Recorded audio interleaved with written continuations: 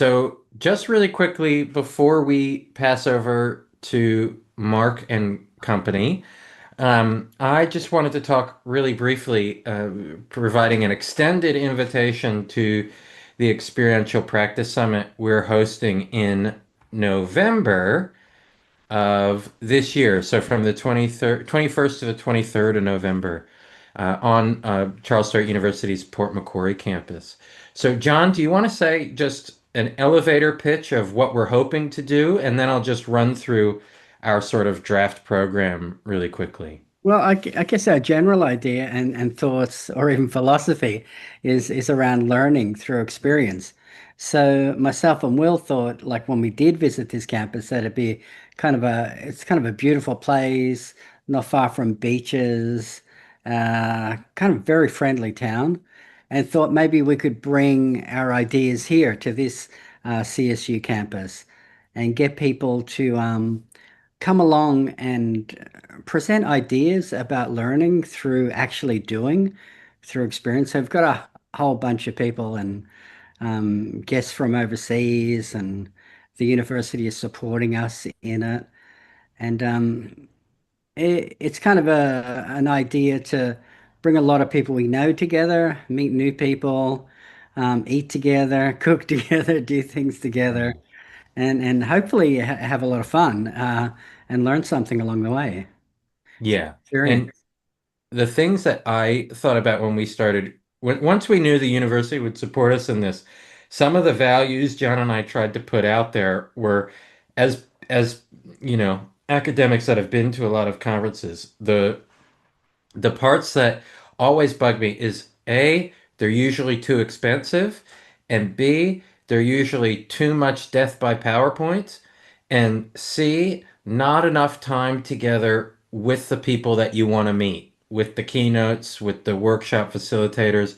So one of the things, just to run through this, I'll just show you a bit. You can download this. I'm going to send this out to everybody, but from the um, conference website, you got a nice little message from your conveners.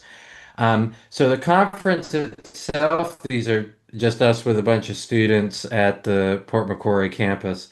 The um, the conference for CSU students is $105 for the early bird, and I think 165 for practitioners. But the campus here it is an awesome campus. It's beautiful. It's got tons of green space. We're 10-ish minutes from the beach. Great surfing. The nature school, which is I think that goes to year 12, an outdoor focused experiential school, is just if you kept walking from here this way, I think you'd get to the nature school. So it's an amazing place. So there's a lot of information here about the campus, about the summit, our schedule. We have got a welcome to country with a smoking ceremony to kick us off, which is awesome. John and I will do a little bit about our how we put this together and the theme of our event. And then we have Susan Milchek talking about we make the road by walking, which is an idea from Miles Horton and Paulo Freire. Am I getting that right, John? Yeah, yeah, that's Okay. So just really quickly, I'll go a little bit down. I'm just moving some things really quickly. So we have a whole full day of workshops and events, great keynotes. You can go through the keynotes. Each of the speakers has a background. We got Nevin Harper. He presented at the start of Social Sciences Week. He's a co-author with me on a lot of projects. Unda Avota. Unda still has hands down the best Social Sciences Week presentation that we have. You can find this on the Outdoor Therapy Center website. Unda did a project where she thought too much outdoor therapy is focused on teenagers. So she got a small grant and worked with women in their 80s and 90s. And so she has a presentation called Paddleboarding in Your 90s. They took a group of women paddleboarding in Latvia in the dead of winter. So think ice, snow, mountains, and they were doing awesome programs. So Unda is one of my favorite people. Unda's coming from Latvia to this event for a to do a keynote. Alana Connor is an American. She actually grew up in out-of-home care in the States, ended up working in Silicon Valley for a little bit, bought a sailboat in, I think, 2016, taught herself to sail a bit, and then from 2019 has sailed around half the world. So sailed from California to Hawaii, Hawaii to a bunch of little islands to New Zealand. And Alana is really passionate about um, foster youth and those who are leaving care. So Alana has raised over, I think, $65,000 for youth serving organizations in New Zealand and Australia. So an amazing story. I've been on Alana's boat. It's pretty amazing. Um, so yeah, you can learn about those keynotes and then amazing workshops. Kai Alliance, active OT for kids, an amazing nature-based occupational therapist. We'll do a workshop. We've got Mark Cartner here doing a workshop.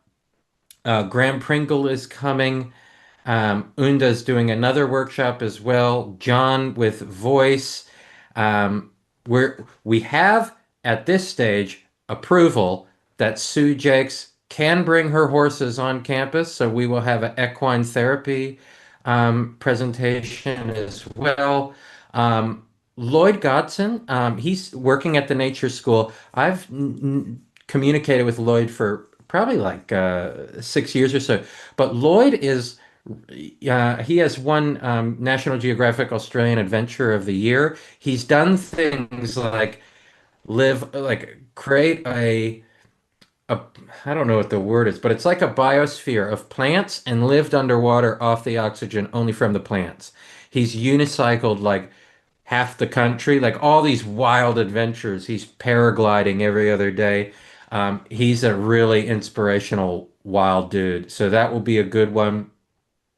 We've got this is probably what I'm most proud about is a lot of CSU students coming and taking a stab at running a workshop. So this workshop is delivered by a group of students who actually did not know each other before their first intensive. And so they want to talk about how friendship can help you in your learning experience of being together. So the hidden curriculum of experiential learning, I love that idea. Here's a student talking. This student's going to um, record a bunch of downhill mountain biking and have VR stuff so that they can do some regulation activities while you're watching a lot of downhill mountain biking, which is wild adventure. Stuff about working with people in the disability sector.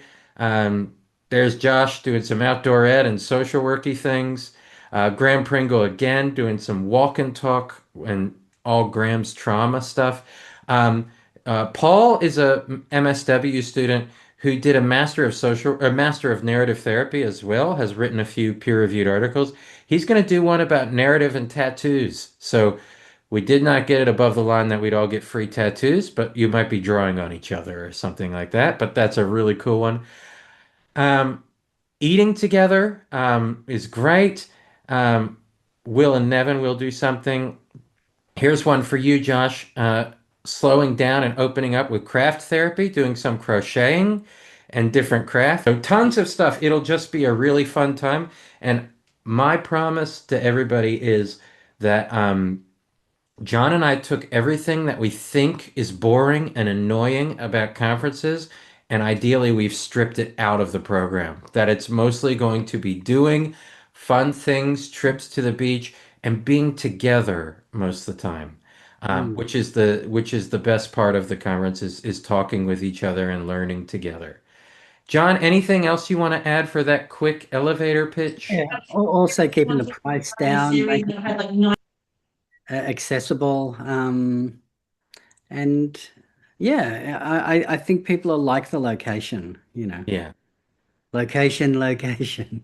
Yeah. Yeah. Okay. So what I'll do, I will stop this share for a second. Actually, I'll stop this share for a second and I'll bring up why we all actually gathered here for the day. So today we also have Mark. Mark is coming to the summit. Mark is also helping with organizing the Outdoor Health Australia Forum, the national forum this year. And that information will be in the resources packet I send out after this meeting, the last one of the year for our outdoor therapy series for Social Sciences Week. So thanks everyone for watching the videos, for engaging, for sharing everything. Um, that's it. That's the best part of this whole thing. I guess, Mark, we'll just start with a video and then I'll have a quick chat with you. Is that cool? I muted you just because of background noise. But okay, I saw the thumbs up. All right. You want to have lasting change and leave a legacy, you've got to take people along so that they believe in the same journey that you believe in. My particular focus is helping kids that are often called, at risk or disengaged. That's in my life's work. And that's a very good example of a problem that is too big for me to solve. I think it's solvable, but it's too big for one person to do. And the outdoors teaches you skills that are relevant to life that you just can't replicate. A classroom is safe, it's controlled, it's predictable. Kids don't like that actually. They want to experience unpredictable, uncontrolled, bit of freedom. A change maker is not a bully, although a lot of bullies get in positions of power and we don't like tyranny, nobody does. So when you get people in those positions of power that are there for the power, they don't do lasting change because people will tear them apart and tear apart their legacy afterwards because of what they've left behind. I'd like to see people in this program be representative of the community and be an accurate representation of the community. I think that's important too, because I think there's a lot of people out there with stuff to offer, and a program like this, by bringing them together and saying, work together, build your skills up, come up with a plan, get excited about improving things. We can't just sort of shrug our shoulders and go with the flow and just hope our community ends up the way we hope it will be. I think we need to put efforts to make it the way we want it to be. If this is a big problem and it's complicated, I need people around me that are better than I am to help me solve it. And I'm going to go find them and I'm going to work with those people so that they bring me up to their level as I work with them. Most of the problems of the world are too big for one person to solve anyway. An effective change maker is someone who knows how to build a bridge and take people along on their journey. That's what a good change maker is.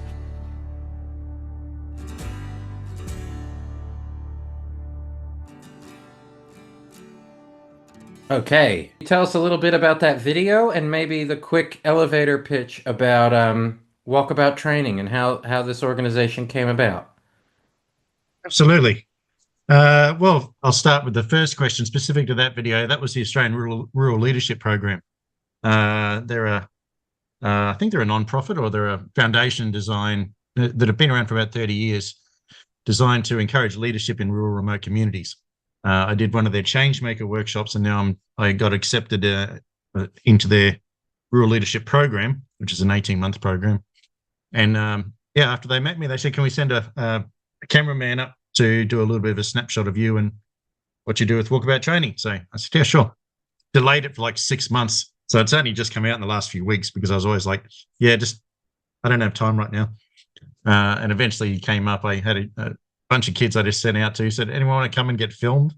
I thought the answer would be no, but kids these days, to use the title of your book, have no qualms about being filmed. Like, yeah, great. Are we going to be famous? Are we going to be on YouTube? And I said, "You'll be on YouTube." I don't know about famous. And yeah, so he came out, did a bit of filming and showed that. That was just a little bit of a spotlight, and it's kind of nice. The spotlight itself was basically on, as I said, on the Walkabout Training, which is the business I've just started up after leaving the police. And so to sort of condense the last 10 or 15 years into a minute, worked most of my life in the police, 25 years, went into child protection in 2003, never left.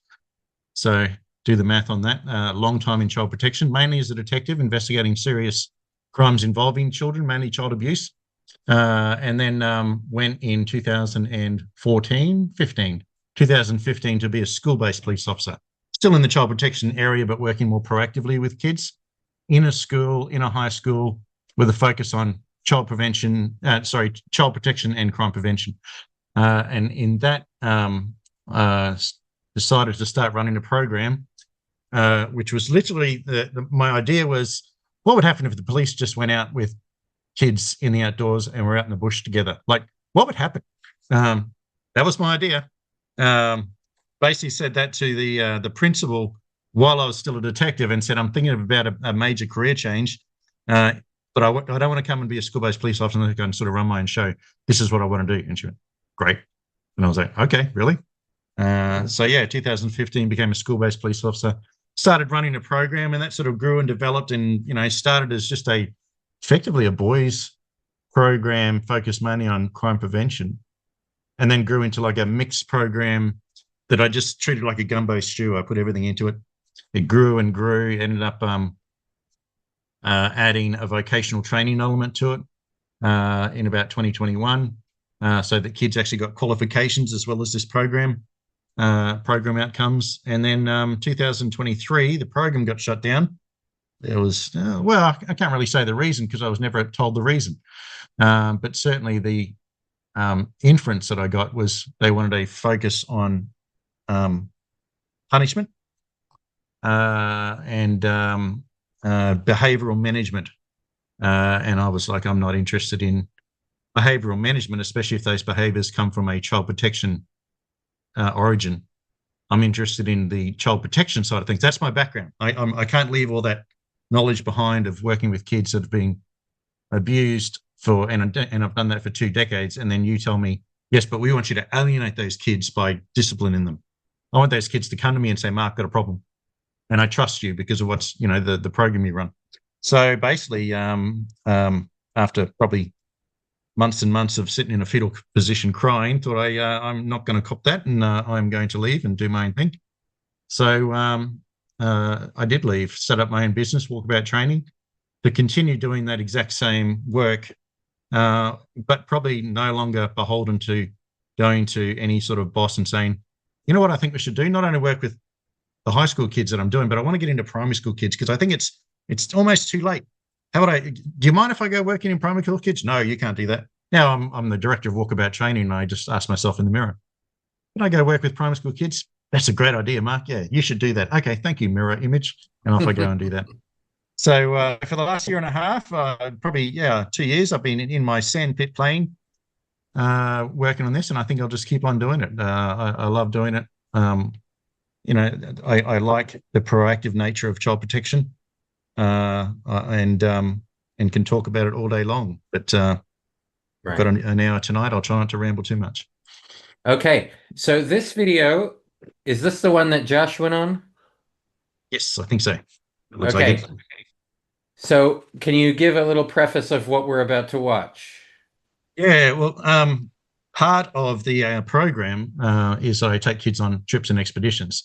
I spent 13 years in Cape York working in remote communities, again as a detective. And so every year for the last 5 years, apart from 1 year, I've gone up to taking kids up to Cape York from the area that I'm in on the central Queensland coast. This was the one that we did in 2024. Josh came along as a student placement, and was absolutely invaluable. So what you're going to see is Josh and I and a teacher, and there was somebody else as well. Anyway, a couple of leaders, taking about 10 to 15 high school youth, some of whom are very engaged, some of whom are disengaged, but all of them love the program that we're on. And we went to Cape York and had a pretty amazing time. So that's the video you're about to see. Great.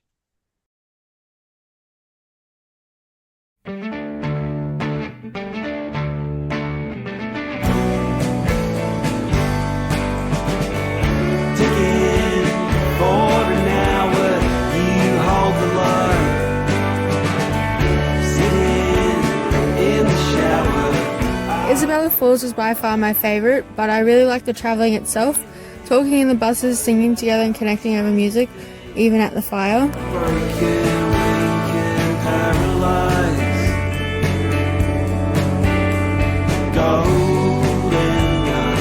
Part of the trip was learning about all the Indigenous culture and doing things that I didn't think I'd be able to do. Something I learned about myself was about pushing myself to limits and doing things I didn't want to do, but I ended up doing them and loving them. And I'd recommend this to people because it really brings different groups together and you learn a lot.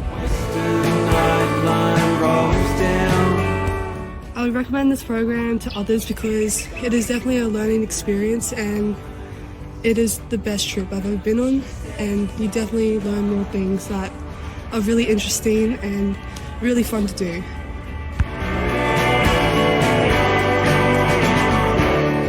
Something I learnt about myself was that, like, challenges and just whatever you put your mind to, you can accomplish. Something I learned about myself was that I can work through all my struggles.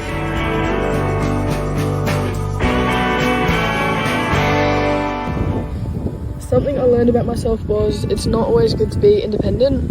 You can always depend on other people.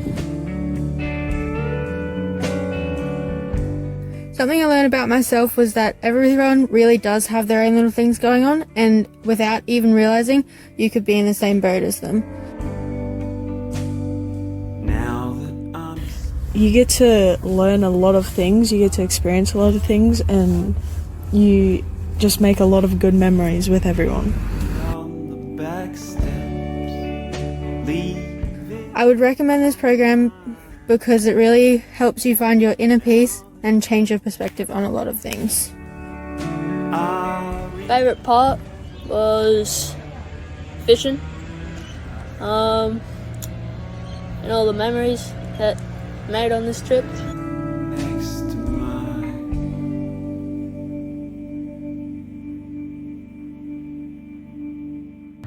Something I learned about myself was definitely that you're capable of so much more than what you think. I definitely thought that I would not do a lot. I did not think I would go into the waterfalls, and then I went into the waterfalls and I learned that it was very fun.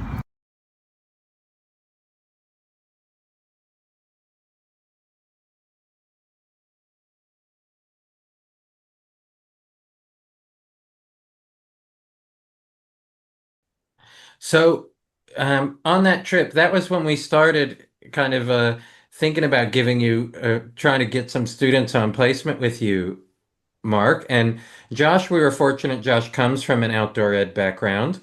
What would you say the experience was like of you coming from a police background and having a really experienced outdoor education person, but also a social work student, coming on these trips with you, working, shadowing you? What was that like? I'd say it was just perfect. It's going to be a massive cliche. The old, I learned a lot more from Josh than he could ever hope to learn from me. Josh and I shared bus driving duties together as well as all the other things that we did. So, you spend, it's probably an 18-hour drive, which you did over 2.5 days. So, 18 hours either driving, talking to the person beside you, or being the person beside that person, talking to the person driving, keeping each other alert and awake. And it was just an information dump of the most intensive that you can imagine. Nothing but just talking about child protection and different theories and different things. So it was absolutely fantastic. And then just, look, Josh is an extraordinary human being, and yeah, we hit it off right away. And then just the 2 weeks while we were up there, Cape York is a special place to me. It's a place I've returned, personally. I took my sons up there last year as well as separately to going up there with kids. I loved working there. I love the people up there. I've still got friends up there that I'll be friends with the rest of my life. I'm not blind to I can be schizophrenic when I talk about Cape York. I'm not blind to the problems up there because I was a child abuse investigator, but it's a place that I still love. And so, yeah, and it was just great to share that with Josh, and then in turn for him to share some of the things that he knows from his university studies and then could see how they applied, and then would come and talk to me. Oh, this is really exciting. And this is like a lecture I had, and I'd say, yeah, tell me about that. And then I'd learn something new. So it's just this really great collaboration. And yeah, it was the perfect start to that, the idea of having a placement, because it was just mutually beneficial. Josh, over to you. Tell us a bit about your experience with Mark and Walkabout. Hi, Will. I think Mark, you just said something that I have to disagree with, which was that you learned more from me, but I just felt like I was a sponge those 6 days, I suppose, in total that we had in the car, 3 days up, 3 days back. And I mean, we're looking forward towards the experiential practice summit and the idea of learning through conversation. And those 6 days of conversation plus the time in the middle was just an unbelievable way, I think, for me to organize thoughts that I'd had from past outdoor experiences and learnings from academic work that I'd been doing it, and bringing it together and talking to someone and being in a place and sharing experiences was just such a fantastic way to organize some of those thoughts, I think. And watching Mark being in a position where I was engaging students as well, but also stepping back and watching how Mark operates with infinite patience and infinite kindness towards young people. And he has so much time for the young people he works with. And seeing how he role models for them, I think, was just a phenomenal thing to do. I've spent a lot of time in the bush with students, and I still benefit from watching other people. And it's a great reminder that we do benefit from watching other people and stepping back into that student role, and then having times where it's like, oh, I can do a canoe briefing, I can do a hike briefing, I can do a navigation briefing. I'll jump in, I'll do that bit because I'm all over it. And then there's other times where I'm stepping back. And so the name of this presentation, I think, will correct me if I'm wrong, it's something like Making the Road. What is it? Remind me. I should know, really. This is bad. I should know. No, it's like learning by doing. Learning by doing. Yeah. That's it. Yeah. And like, that's exactly what it was. It's learning by doing. It's learning by watching. It's learning by being. And we talk a lot in social work education about thinking, being, doing, and having that cycle, but bringing that. My degree's been almost entirely online, bringing that offline and talking and engaging and being in a place, just phenomenal. Like, incredible experience for those young people, and incredible experience for me. And I guess one of the things I grow passionate about is that I was in a fortunate position when I was back in the States and in my early 20s, that I could go work anywhere and learn from anybody.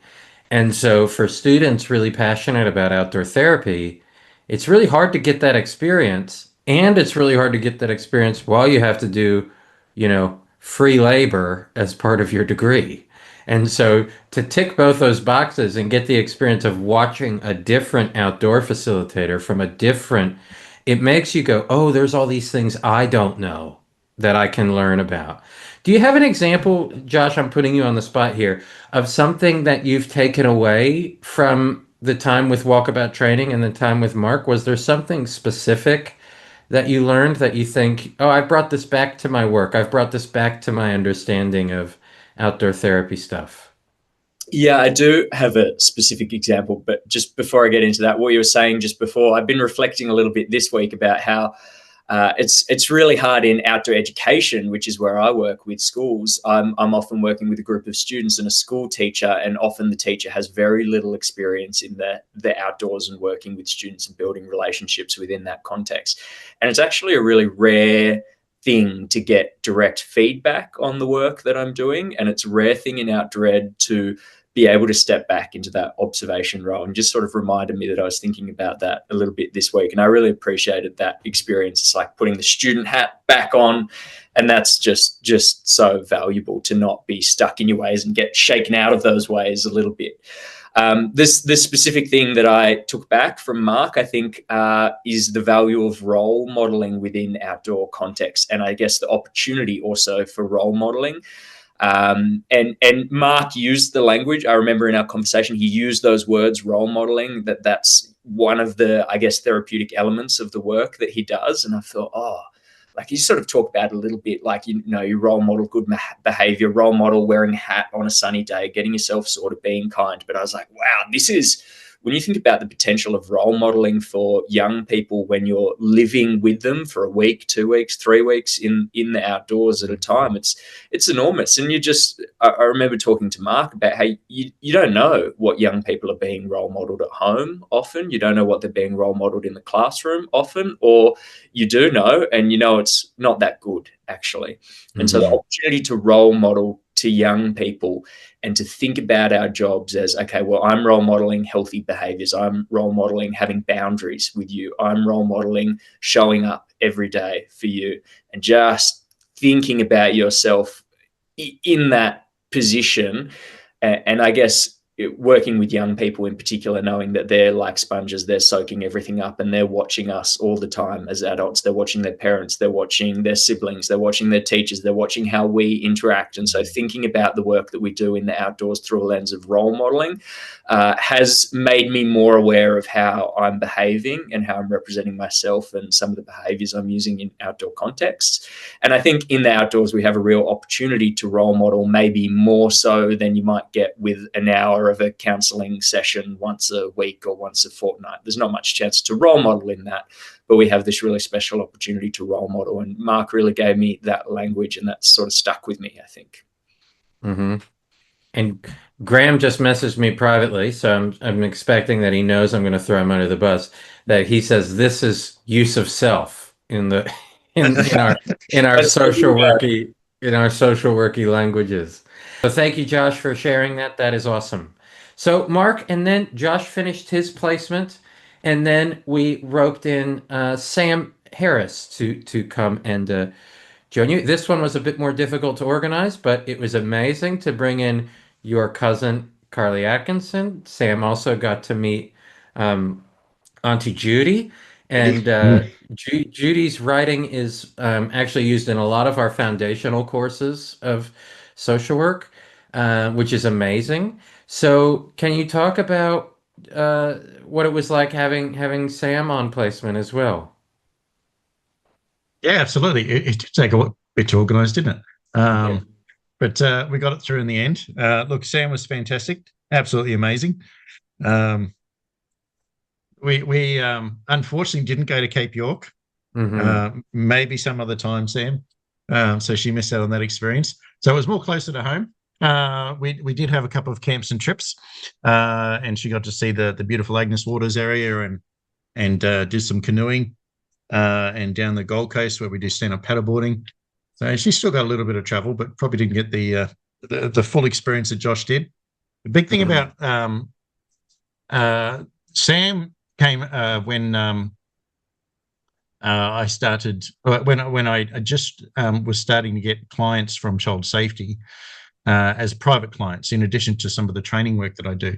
And so she was really instrumental in helping me out with some social work theories. And she said one of her assessments was to say, you've got a young person, this is what they present as, treat this as a case study. And she had to submit that for an assessment. I said, great, well, here's the real thing. Here's this lad and here's this lad. What would you do? And that again, it's the same sort of thing where we just sort of would riff off each other and bounce off ideas. And although our ideas are often similar, she's able to put the terminology that I don't know to those ideas. And there's actually an actual theory behind what you're sort of theorizing here. I was like, really? What's it called? It was fantastic.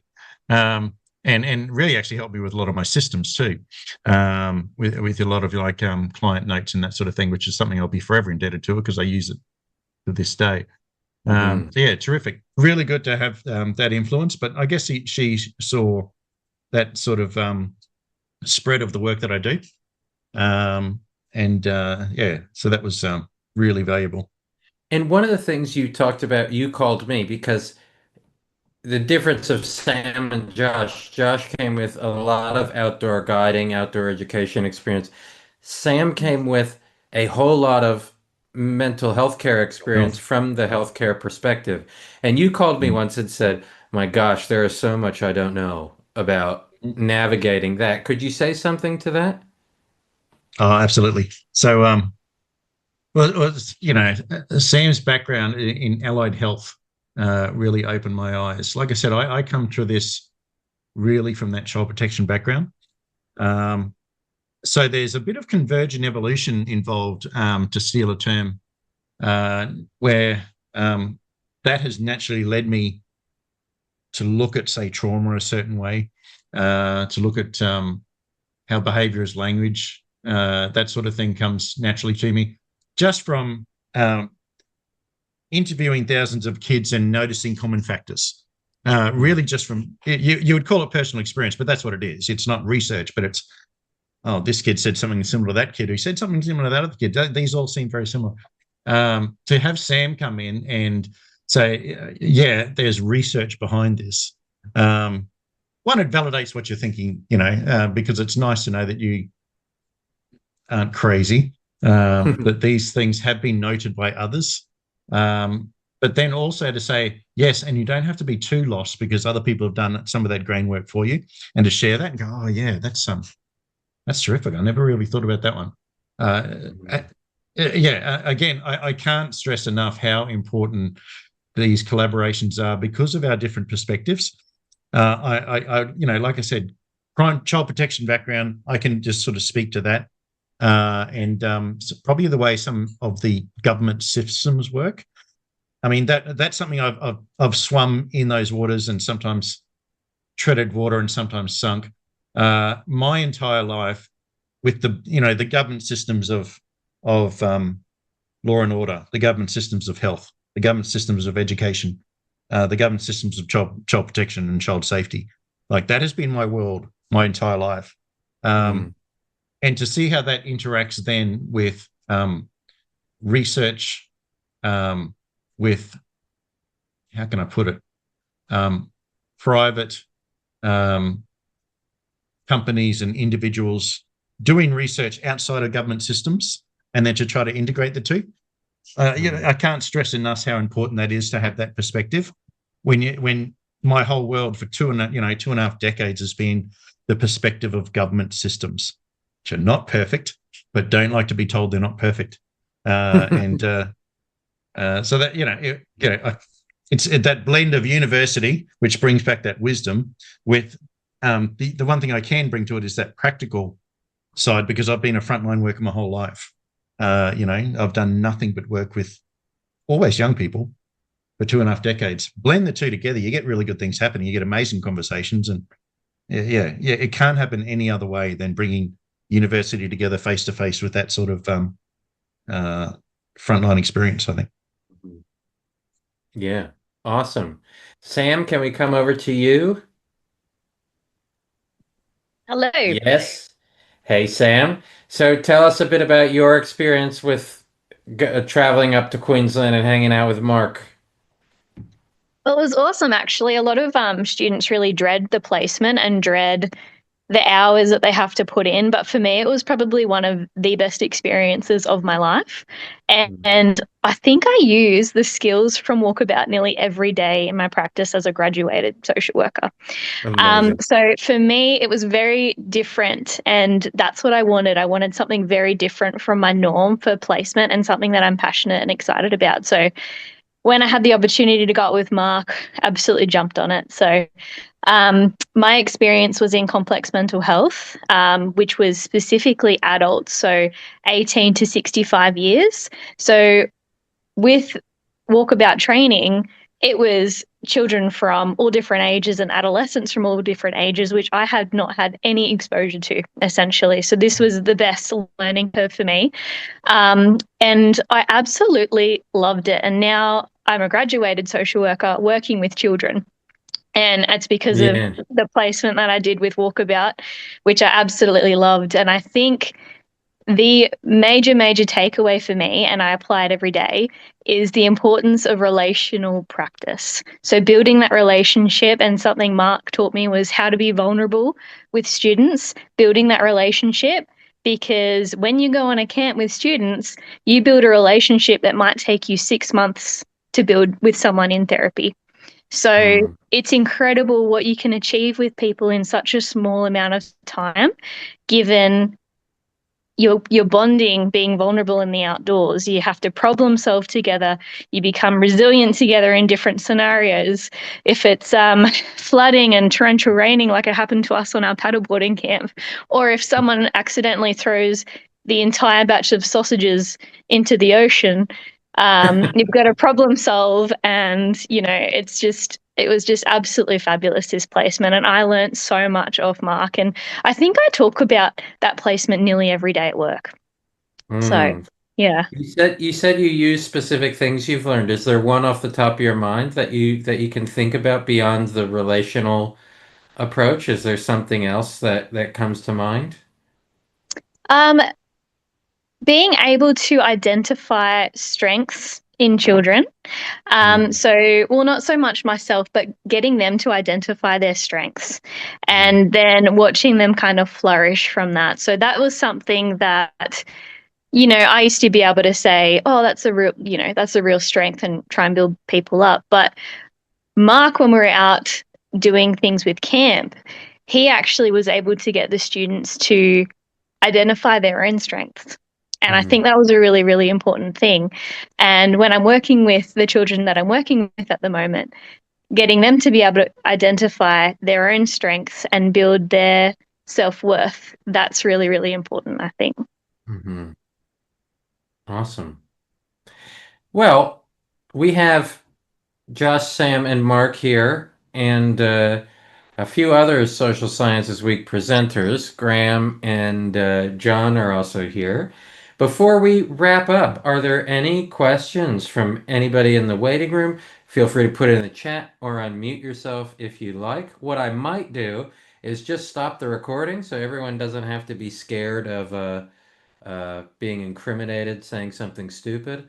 But I will say, in all seriousness, being along as a fly on the wall for the journey of Josh, Sam, and Mark, it just shows to me lots of the possibilities about how even no matter how much experience we think we have and how much that makes us good at what we do or not, putting ourselves into a new environment with caring people will always learn new things. And that is it's one of the things I really love supporting outdoor therapy placements, because I don't know what the student's going to come back with. Hey, I learned this thing. What do you think about this? Or I didn't think this stuff would come up. And so it's such a great experience to go work everywhere, try to see everything, and you'll hopefully learn something along the way. So I feel very grateful to be able to just be slightly a part of it. But no, and when Mark called me to say, I think I'm getting more out of this than the other people, than the students are. What what I loved about that is that's just the sort of growth open mindset that we want to have as practitioners. And with that, before I stop recording, thank you for a wonderful social science this week. At the Experiential Practice Summit, Graham and I were joking, in the spirit of adventure therapy, what we're going to do is give each other all awards. So Fiona, you will get the Engagement Award of the week, which is amazing. Um, Great job for coming to so much social sciences week this week. That's amazing. It's so great to have you here. And Mark, you're going to win something, but we haven't decided what we're going to call it yet, or what the trophy is. And Graham, you can have the troll one or something like that. Okay, I will stop recording.